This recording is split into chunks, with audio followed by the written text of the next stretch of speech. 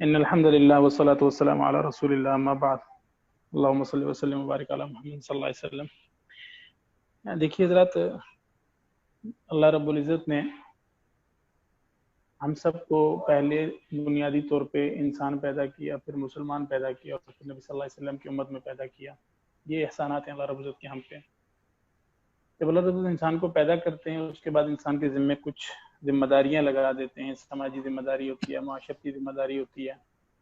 سماج اور معاشرتی ذمہ داری میں انسان کا جو ہے نا سب سے اہم جو کام ہوتا ہے وہ ہوتا ہے کہ انسان اپنے لیے کسب معاش کا راستہ تلاش کرے، اور وہ راستہ حلال ہونا چاہیے، درست ہونا چاہیے، اس میں کسی قسم کے حرام کا عنصر نہ ہو۔ اب حلال اور حرام کی تمیز اللہ رب العزت نے انسانوں کے لیے رکھی ہے، جانوروں کے لیے نہیں۔ پھر انسانوں میں اللہ رب العزت نے حلال کی خاص تمیز مسلمان کے لیے رکھی ہے۔ جو اللہ کو نہیں مانتے یا اللہ کی نہیں مانتے تو وہ لوگ اس چیز سے خالی ہیں، اگرچہ اجازت نہیں ہے لیکن لوگ نہیں کرتے۔ کیونکہ جس سلسلے سے ہم لوگ جڑے ہیں یا جس سلسلے کے حوالے سے ہم لوگ اکٹھے ہیں تو یاد رکھیے کہ یہ کسب معاش ہے، یعنی روزی یا رزق کمانے کا ذریعہ ہے۔ زمانے کے گزرنے کے ساتھ ساتھ بہت سارے تغیرات اور تبدلات آتے ہیں، حالات تبدیل ہوتے ہیں، وقت تبدیل ہوتا ہے، روزگار کے ذرائع تبدیل ہوتے ہیں۔ اسی زمانے میں لوگ ٹریڈ کیا کرتے تھے۔ مثال کے طور پہ میرے پاس نمک ہوتا تھا پتھر کی صورت میں جا کے نمک فروخت کرتا اور اگلے بندے سے اپنی ضرورت کی چیز گندم، چینی، آٹا، چاول کچھ بھی لے سکتا تھا۔ یہ بالکل ابتدائی زمانہ میں جب انسانیت کی ابتدا ہوئی تو یہ طریقہ تھا ٹریڈ کا۔ وقت کے گزرنے کے ساتھ ساتھ چیزوں میں تغیر اور تبدل آتا گیا، اور آج ایک ایسا وقت ہے کہ ہم لوگ ٹریڈ کی دنیا کی انتہا پہ بیٹھے ہیں۔ میرے خیال میں اس سے آگے اب کوئی انتہا ہونے نہیں لگی کہ اب ہر چیز جو ہے نا ہم لوگوں نے اپنے خلا میں موجود جو ریز ہوتی ہیں، جو سگنلز ہوتے ہیں، اس کے ذریعے ہم لوگ اپنے معاملات کو اور مصارف کو پورا کر رہے ہیں، معاملات کو دیکھ رہے ہیں۔ یہاں تک تو کسب معاش کی بات تھی۔ اب کسب معاش کے مختلف طریقہ کار ہوتے ہیں۔ بسا اوقات لوگ فزیکلی ٹریڈ کرتے ہیں، بسا اوقات پیپرز کی ٹریڈ ہوتی ہے، بسا اوقات جو ہے نا جیسے آج کے دور میں ڈیجیٹل ٹریڈ کا زمانہ ہے، ڈیجیٹل انداز سے، ڈیجیٹل طریقے سے لوگ جو ہے نا روزگار کر رہے ہیں۔ یہ جو ہمارا سلسلہ ہے یہ بھی اسی سلسلے کی ایک کڑی ہے، اور ایک آخری اور اہم کڑی ہے، یا ممکن ہے اس سے آگے بھی کچھ لیولز ہوں، لیکن ظاہراً اس وقت موجود جو دنیا میں نظام ہے اس نظام کے اعتبار سے یہ سب سے زیادہ اہم اور سب سے زیادہ شاید متناہی انتہا والی کڑی ہوگی۔ ہمارے معاشرے میں، چونکہ پاکستان کے معاشرے میں یا بر صغیر پاک و ہند کے معاشرے میں بنیادی طور پہ ٹریڈز کی جتنی بھی صورتیں موجود ہیں، ہم لوگ شاید یورپ سے یا امریکہ سے اپنی ٹریڈز کی پوزیشن کے پوائنٹ آف ویو سے بہت پیچھے ہوتے ہیں۔ جب تک یہ چیز چلتے ہمارے سماج میں پہنچتی ہے تب تک جو ہے نا یہ چیز اتنی یوز ٹو ہو چکی ہوتی ہے، یا لوگوں نے اس راستے میں یا اس طریقے سے اتنا نفع حاصل کر لیا ہوتا ہے کہ پھر اس چیز میں مزید نفع حاصل کرنے کی گنجائش نہیں رہتی، یا اگر گنجائش رہتی بھی ہو تو وہ چیز لوگوں کی دسترس سے باہر ہو جاتی ہے، جس کی سب سے بڑی مثال بٹ کوئن ہے۔ اب بٹ کوئن بھی ظاہری طور پہ دیکھا جائے ابتدا میں جب ہمارے معاشرے میں اس کے حوالے سے سوال جواب ہوئے تو پہلے تو کنسیپٹ کلیئر نہیں تھا، اہل علم طبقے کی ہاں بذات خود کنسیپٹ کلیئر نہیں تھا کہ بھئی یہ چیز کیا ہے۔ اب جب جا کے کنسیپٹ کلیئر ہوا تو وہ چیز ایک عام انسان درمیانے درجے کے سماج کے بندے کے ہاتھ سے اور اس کے اختیار سے بہت باہر جا چکی ہے کہ 17 لاکھ یا 18 لاکھ روپے کی جو ہے نا وہ ایک آئٹم ملتا ہے، ایک سکہ ہے، اس کی جو بھی پوزیشن بنتی ہے۔ تو یہ جو ہمارا سلسلہ ہے، اگرچہ ہمارے ملک میں وقتی طور پہ یہ اتنا معروف نہیں ہے، لوگوں کو اس کی ہو نو نہیں ہے، اس کی وجوہات بہت ہیں، الٹریسی ریٹ بھی ہے، اور اس کے ساتھ ساتھ جو ہے نا لوگوں کا رجحان اس طرف نہیں ہے، لوگوں کا شغف نہیں ہے اس طرف۔ اس وجہ سے ممکن ہے جب آپ سوسائٹی میں کسی سے بات کریں تو وہ اس کو مذہب کے پیرائے میں بھی پرکھے گا، سماج کے پیرائے میں بھی پرکھے گا، اور بہت سارے لوگ ایسے بھی ہوں گے جنہوں نے اس سے قبل اس طرح کے معاملات سے کوئی نقصان اٹھایا ہوگا بوجہ دھوکے پن کے، یا بوجہ اپنی مقصد، یا میری جو گفتگو کرنے کا جو مجھے آپ حضرات نے کہا ہے وہ میں مذہبی پیرائے سے کروں گا۔ ہم اس کو بہت آسان انداز میں یوں سمجھ سکتے ہیں کہ یہ بھی ایسا ہی ہے جیسے ہم لوگ کسی دوسرے ملک جانے کے لیے اس ملک کی کرنسی خریدتے ہیں، ٹھیک ہے نا جی، امریکہ جانے کے لیے ڈالر خریدتے ہیں، سعودیہ جانے کے لیے ریال خریدتے ہیں، وغیرہ وغیرہ۔ تو جب ہم ایک طرف یہ کہتے ہیں کہ یہ دنیا پوری کی پوری گلوبل ولیج ہے، ٹھیک ہے نا جی، پوری کی پوری دنیا کو ہم جب ایک گلوبل ولیج کا تصور دیتے ہیں، اور یہ مصدقہ تصور ہے، اس سے کوئی انکار نہیں ہے، کہیں بھی کسی بھی مذہب میں یا کسی بھی سماج میں اس چیز سے انکار نہیں کیا جا رہا۔ اسی اعتبار سے آج اور خصوصاً اس سال میں یعنی 2020 میں ہمیں دنیا کے معروضی حالات سے یہ چیز سمجھنے میں مدد ملی ہے کہ ہم جہاں پہ گلوبل ولیج میں رہ رہے ہیں وہاں پہ معاملات بھی گلوبل ولیج والے ہی ہو گئے. یہ لاک ڈاؤن کے زمانے میں اور یہ کرونا کے زمانے میں جہاں دنیا بھر کا فزیکل ٹریڈ ٹھپ ہو کے رہ گیا بالکل، یعنی کہ ایک قسم کا دنیا کا پہیہ جام ہو گیا، اسی دور میں آخر کوئی نہ کوئی ایسی فیلڈ تو تھی، کوئی نہ کوئی ایسی لائن تو تھی جس کے ذریعے دنیا میں جو لوگ زندہ رہ رہے ہیں انہوں نے اپنے نظام کو، اپنے کاروبار کو چلانا تھا. اس کے لیے ایک پلیٹ فارم مہیا ہوا. وہ پلیٹ فارم کیا ہے؟ بہت سمپل، سیدھی سی آسان مثال کے ساتھ میں بات سمجھاؤں گا کہ وہ یہ ہے جیسے ہم دوسرے ملک جانے کے لیے یا اپنی ضروریات کو پورا کرنے کے لیے کرنسی پرچیز کرتے ہیں اور پھر اس کرنسی کے ساتھ ٹریڈ کرتے ہیں.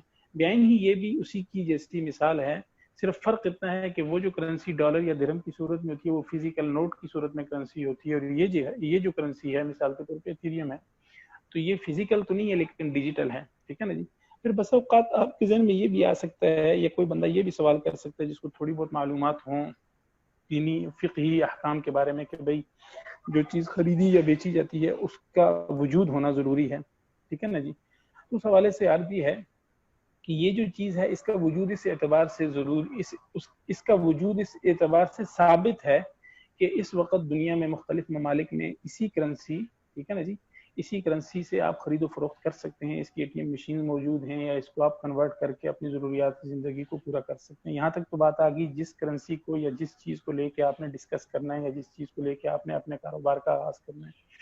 اب رہی بات طریقہ کاروبار کیا ہے.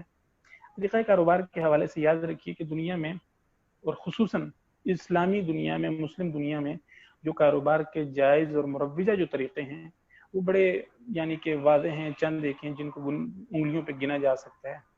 جہاں تک میں سسٹم کے بارے میں سمجھاؤں، میرے سامنے یہاں پہ جو سسٹم ہے فورسز کا، اس میں دو طرح کے جو انہوں نے یعنی کہ سسٹم رکھے ہوئے ہیں. اس کی تشبیہ یا اس کی مثال جو ہے نا ہماری اسلامک جو ٹریڈنگ ہوتی ہے اس میں دو چیزوں سے ملتی جلتی ہے. ایک ہے مشارکت یعنی شریک کار کی صورت، پارٹنرشپ کی صورت، اور دوسری ہے مضاربت. مضاربت کا کیا مطلب ہوتا ہے کہ ایک شخص پیسہ تو لگا لیتا ہے لیکن کام نہیں کرتا. ٹھیک ہے نا جی. پیسہ کسی کا ہوتا ہے، کام کوئی کرتا ہے اور منافع دونوں کا اکٹھا کرتے ہیں یا منافع دونوں کو ملتا ہے.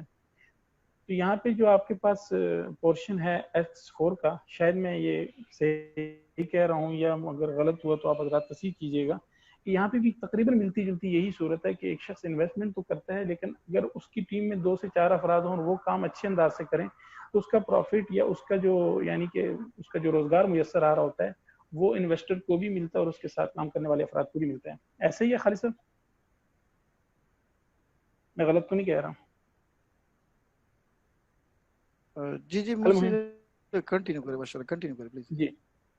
جبکہ جو دوسری صورت ہے آپ کے پاس X3 کا جو لاٹ ہے یا X3 کا جو پورشن ہے اس کی مثال ہم اپنی کاروباری صورت میں لے سکتے ہیں پارٹنرشپ پہ، جس کو ہم شراکت کہتے ہیں یا مشارکت کہتے ہیں، کہ ہر شخص اپنی حیثیت اور اپنی قوت اور طاقت کے مطابق جو جتنی محنت کرے گا وہ اتنا اس کا صلہ پائے گا. ٹھیک ہے نا جی. بظاہر اب تک جو سسٹم میں نے دیکھا ہے یا جو آپ حضرات نے اب تک اس سسٹم کے بارے میں بیان کیا ہے یا جو دکھایا ہے یا میں نے انٹرنیٹ کے ذریعے پڑھا ہے، مجھے ظاہراً اس میں کوئی ایسی بڑی واضح چیز نظر نہیں آئی جس کو میں شریعت کی بنیاد پہ یہ کہہ سکوں کہ بھئی یہ ناجائز ہے. دیکھیے کسی چیز کے ناجائز ہونے کے پیچھے دو وجوہات ہوتی ہیں. بڑے واضح الفاظ میں دو چیزیں ہوتی ہیں، یا تو سود ہوتا ہے، شریعت نے اس کو حرام کہہ دیا سو وہ حرام ہے، یا وہ قمار ہوتا ہے، قمار کہتے ہیں جوئے بازی کو، یا وہ جوا ہوتا ہے. ٹھیک ہے نا جی. تیسری چیز ہوتی ہے جس کو غرر کہتے ہیں، دھوکہ. عام طور پہ یہ تینوں چیزیں کاروبار میں حرام ہیں، یہ کسی بھی اعتبار سے حرام ہے. اب یہ جو سسٹم ہے اس سسٹم میں یہ تینوں چیزیں نہیں ہیں. نہ تو اس میں کوئی ربا ہے یعنی کہ اس میں کوئی سود ہے، نہیں، ایسا نہیں. دوسرے نمبر پہ اس میں کوئی یعنی کہ جوا ہے، نہیں بھائی جوا بھی نہیں ہے. اگر جوا ہے یا کسی کے ذہن میں ایسی کوئی مثال ہو تو ضرور بے شک وہ لکھیں، انشاءاللہ اس کو ڈیفائن کروں گا. تیسری چیز ہوتی ہے غرر، دھوکہ، کہ بھئی اس میں کوئی دھوکہ ہے. مثال کے طور پہ میری انویسٹمنٹ ہے یا میں $150 لگاتا ہوں یا اس کے ذریعے کام کرنا شروع کرتا ہوں، ایسا قطع نہیں ہوتا کہ مثال کے طور پہ وہ $150 ہوا میں اڑ جائے اور کوئی شخص دھوکہ دہی کے ذریعے مجھ سے وہ ہتھیا لے. لیکن دنیا میں جتنے بھی کام کاروبار ہوتے ہیں، کوئی چھوٹا پروجیکٹ ہو یا بڑا پروجیکٹ، اس سے پہلے اس کی شرائط متعین کی جاتی ہیں. اب جب آپ اس سسٹم میں داخل ہوتے ہیں، داخل ہونے سے پہلے جو ہے نا آپ کے سامنے چیز کو رکھا جاتا ہے، بیان کیا جاتا ہے کہ بھائی اس کی یہ ٹرمز اینڈ کنڈیشنز ہیں، ٹھیک ہے نا جی. اب وہ ٹرم اینڈ کنڈیشن جو ہیں وہ آیا حلال ہیں یا حرام ہیں، اس پہ بحث ضروری ہے، اس لیے کہ ہمارے سامنے اس سسٹم کی جو ٹرم کنڈیشن آپ حضرات نے بیان کی ہیں اس میں ظاہراً کوئی بھی ایسی چیز نہیں ہے جس کو ہم نقطۂ بنیاد بنا کے یہ کہہ سکیں گے بھئی یہ شرع کے مخالف جاری ہے کہ اس میں دو افراد میں سے کسی ایک کا حق مارا جا رہا ہے، ٹھیک ہے نا جی. ایک یہ غرر والی کہانی بھی اس سے نکل گئی، یعنی دھوکے والا سلسلہ بھی نہیں ہے. باقی اس نے اپنی ٹرم کنڈیشن بالکل اوپن رکھی ہے کہ بھئی یہ اوپن سسٹم ہے، اس کے ساتھ آپ اپنا معاملہ کر سکتے ہیں، ٹھیک ہے نا جی. اس میں 3 حصے ہوتے ہیں جس میں سے 2 حصے آپ کے پاس جاتے ہیں، تیسرا حصہ یا مثال کے طور پہ اس کے 4 حصے کر لیے جاتے ہیں، 2 حصے آپ کے پاس آتے ہیں، تیسرا آپ کے اپ لائن کے پاس جاتا ہے. سروس چارجز جو ہیں وہ دنیا میں مروجہ نظام کے اندر جو ہیں وہ چیز کو مصدقہ تسلیم کیا گیا ہے، وہ کم از کم اسلامی جو ہماری فقہ احکام ہے اس میں اس چیز کی اجازت ہے جو سروس چارجز کی بنیاد پہ کسی بھی صورت میں کہیں بھی کسی بھی سسٹم میں کٹتے ہیں. تو یہ جو اتنی ساری اب تک میرے سامنے معلومات اس سسٹم کے بارے میں آئی، اور میں نے اپنی سطح پہ اس سے قبل جو یعنی اس طرح کی معلومات آتی رہی ہے، اس سے قبل اس طرح کے اس سے ملتے جلتے اس کے ظاہری خاکے سے ملتے جلتے جو سسٹم یا نیٹ ورک آئے تھے ان چیزوں کو دیکھا، اور اس میں لوگوں کے ساتھ جو معاملات ہوئے اور اس چیز میں جو چیز نہیں ہے وہ جو پچھلے سسٹم میں تھی یا پہلے سسٹم میں تھی، تو ان سب چیزوں کو مد نظر رکھتے ہوئے اب تک الحمدللہ میں دلی طور پہ بحیثیت دین کا طالب علم ہونے کے ناطے میں مطمئن ہوں، ٹھیک ہے نا جی، کہ اس میں الحمدللہ نہ تو دھوکہ ہے، نہ فراڈ ہے، نہ ربا ہے، نہ سود ہے، نہ جوا بازی ہے، نہ قمار ہے، ٹھیک ہے جی. ایک بات. اور دوسری بات یہ ہے کہ اس میں آپ کو اختیار دیا گیا ہے کہ آپ نے کس ذریعے سے کمائی کرنی ہے. اس میں آپ کو اختیار دیا گیا ہے کہ آپ نے کس ذریعے سے کمائی کرنی ہے. تو جب ساری چیزیں اتنی واضح ہوں، ٹھیک ہے، اس کے بعد کم از کم جب تک کوئی صحیح اہل فن اس بارے میں کسی نقطے پہ اعتراض نہ اٹھائے ٹیکنیکلی یا فزیکلی، یا جو بھی اس سسٹم کا طریقہ کار ہے یا جو بھی اس سسٹم کا طریقہ کاروبار ہے، کوئی صاحب فن اس پہ جب تک کوئی اعتراض نہیں اٹھاتا تب تک ہم دلی طور پہ اطمینان کے ساتھ اس سسٹم میں الحمدللہ کام کر سکتے ہیں.